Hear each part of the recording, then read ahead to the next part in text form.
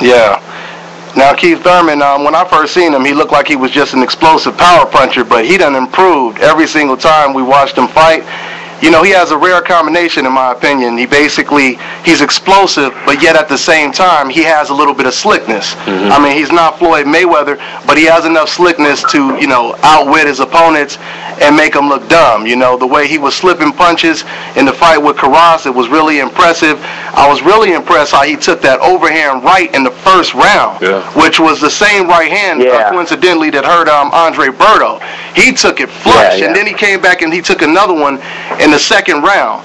So, man, every time I see Keith Thurman, he keeps improving, and he's looking better and better. He's going to be a threat against anybody he faces, and I would love to see him fight against possibly Maidana next, since they both under Golden Boy, and it seems like an easier fight that could be made.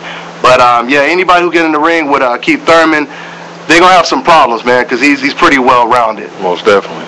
Most definitely. Now, Coach Mike, who would you like to see, let's say, Keith Thurman fight next other than, Maidana? Because it seems that there's a lot of guys in the division. And, that when we say Mayweather being in that division, we're really overshadowing a lot of guys, like, such as Bradley, Maidana. There's a lot of good fights for Keith Thurman there. In your opinion, who would be that next opponent for Keith Thurman that, if Keith Thurman was to win, he would put him right there to argue the fight with the big dog, with Mayweather? Who will put him in that spot, in your position, in your opinion? Well, first and foremost, he definitely ain't ready for no Mayweather. It's going to be a minute before, he may never get a shot at that. But, I would definitely say that him and Bradley would be something that we may see in the near future, maybe the next year or so, maybe 2 years. I think he's deserved it. I think it'll be a good fight. I don't think he would beat Bradley, to be honest with you, just because Bradley's such a slick fighter and throws so many punches. He probably won't hurt Thurman, but because he can't really bust an egg, but he'll outwork you, man. If you don't come in tip-top shape, the boy will outwork you. But Bradley got a hell of a chin. He's been tested over and over again. But that's a hell of a fight. I would definitely like to see that fight in the near future. Yeah, you have any more? I don't blame you one bit, man. You have any more questions when it comes to Keith Thurman, Ranger? I absolutely no, not really. He pretty much went ahead and said everything that pretty much describes Keith Thurman. What else can you say? He's a good fighter. Moving up his on the ranks, and I expect to see good things coming from him in the next 2 years, as long as he keeps his head, centered on what the goal is. You know what I mean? Yeah. Now, before we go into the main event, and I know my man over here, he got a lot to say. We talked. He's probably gonna surprise you guys with what he got to say about the fight. But let me just bring it up real quick, since it was on the undercard. Shumanov, Bebu Shumanov against Kovac, whoever he was. He knocked the dude out. Bernard Hopkins got in the ring, promoting the fight, between them two. What you think about Bebu, Mike? I don't think too much about him, to be honest with you. I actually was at a gym in Las Vegas for a while where he was there training. He's not a bad fighter, man, but I think he's still very, very raw.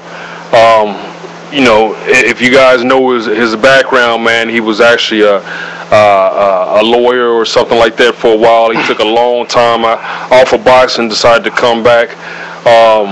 And he has 13, 14, 15 fights, something like that. Yeah. I just don't think he's at that level where he's going to give anybody else in that division a run for their money, man. Skill-wise, I just don't think he's there yet.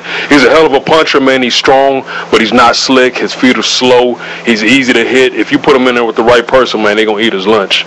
And you think Bernard Hopkins would be that right person, Most right? Definitely. That's my man right there, man. The smartest cat in the weight division. He's a true epitome of what you call a boxer, man, a boxer puncher. A boy's gonna take him to school, man. Yeah, I agree. I agree with Coach Mike, man. You hear a lot of skills paid the bills, but when it comes to Hopkins, it's more brains paid the bills. That man right there, he's smart when he's in the ring. He knows how to get to you. He knows how to not get hit. In his last fight, he got touched here and there, but You got to give the men a break. You got to take some to give some. And I don't want to get off too much of the subject, but I do have to agree, on the Hopkins subject right there, man. With him, it's more brains pay the bills, because Hopkins is a very smart brains versus brawn. Yeah.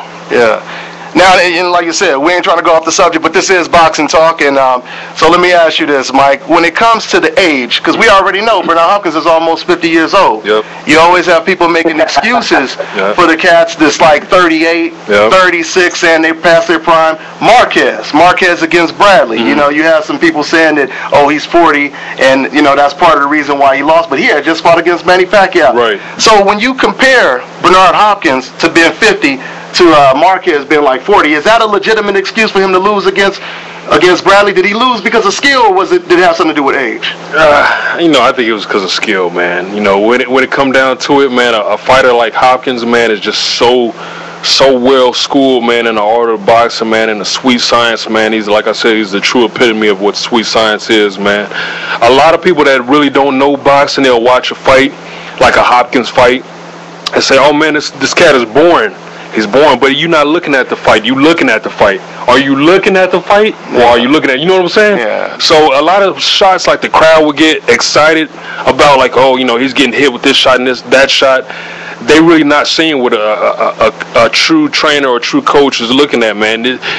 Hopkins is rolling with punches, man. He's taking the steam off your punches. Almost every punch you throw, man, he's not getting hit flush, man. He's counter punching it. I mean, the guy is doing everything that these 25-year-old kids are doing, man, and better. So, he's just he's an alien, man. Like he said, he's not natural, man. I hope he goes a long way, man. I love to see him fight for another 2-3 years and then hang it up when he's at the top of the game. I just don't see nobody right now, man, giving him problems. He's just he's one of the best, man, one of the best of our lifetime.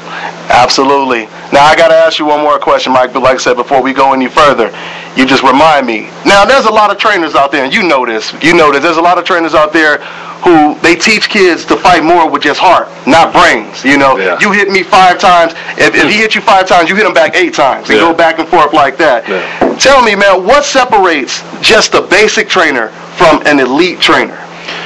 Well, I've been doing this for a long time, man. I've been in the boxing game for almost 16 years now, man. I've trained some from beginners all the way to elite level, like you said, man. I've been all around the world training the Team USA, man, in multiple countries, helping them win golds. I've seen the best of the best in trainers, and I've seen the worst of the worst, man.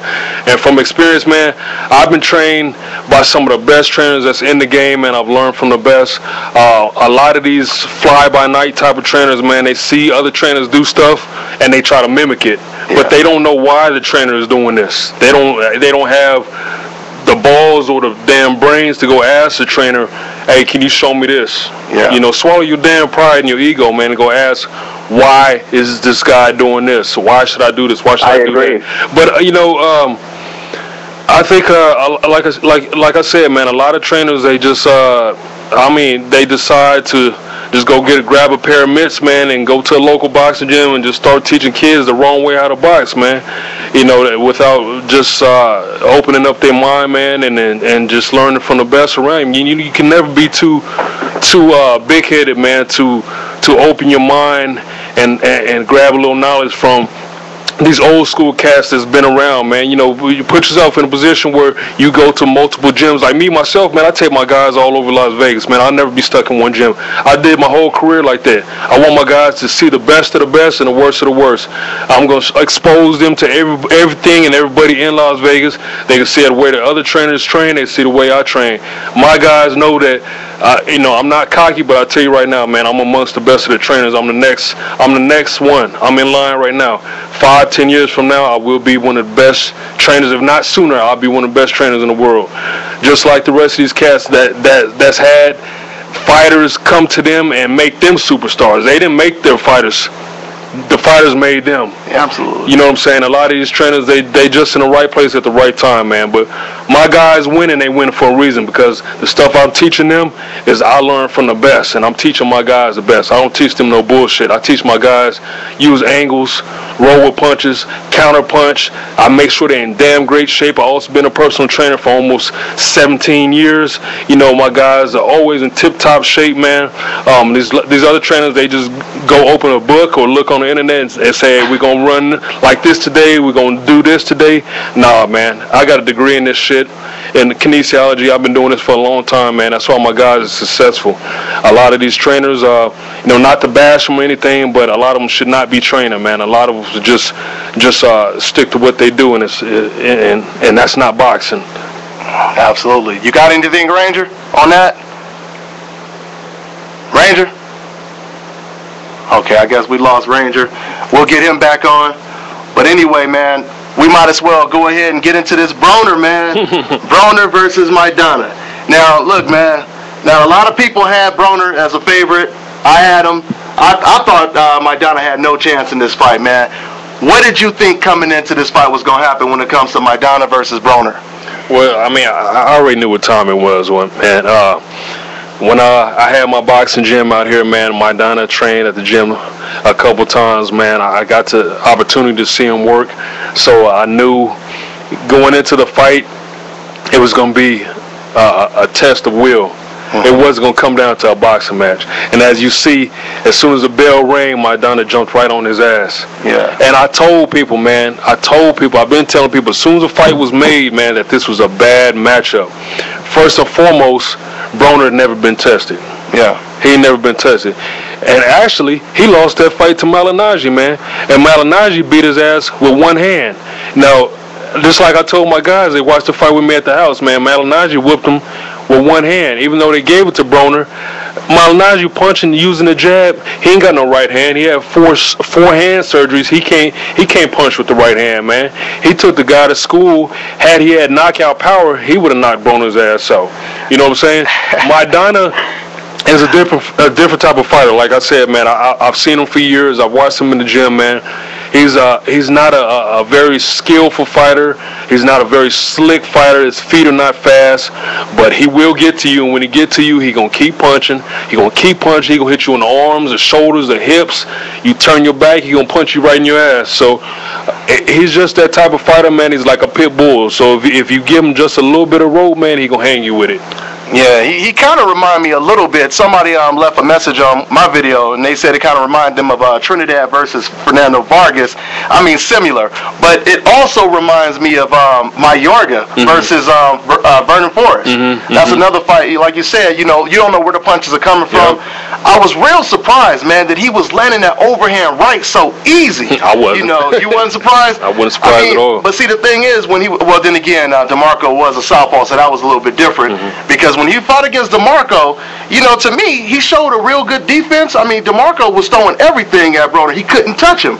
So that, to me, that kind of made me think that maybe Broner was just more of a lightweight or a junior welterweight than a natural welterweight. Because Broner, to me, Maidana to me, he looked way stronger. He looked way bigger.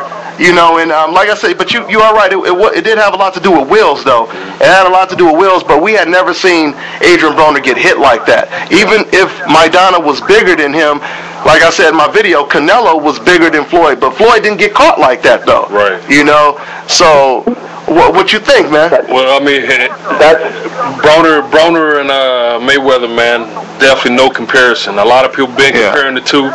Floyd Mayweather, man, is the cream of the crop when it comes to fighting, man. I'm not going to jump on his jock and nothing like that, man, but he's the best of the best right now. His defense is far superior. I don't care who you are. If you're trying to roll the shoulder like Floyd, it's not going to work, man.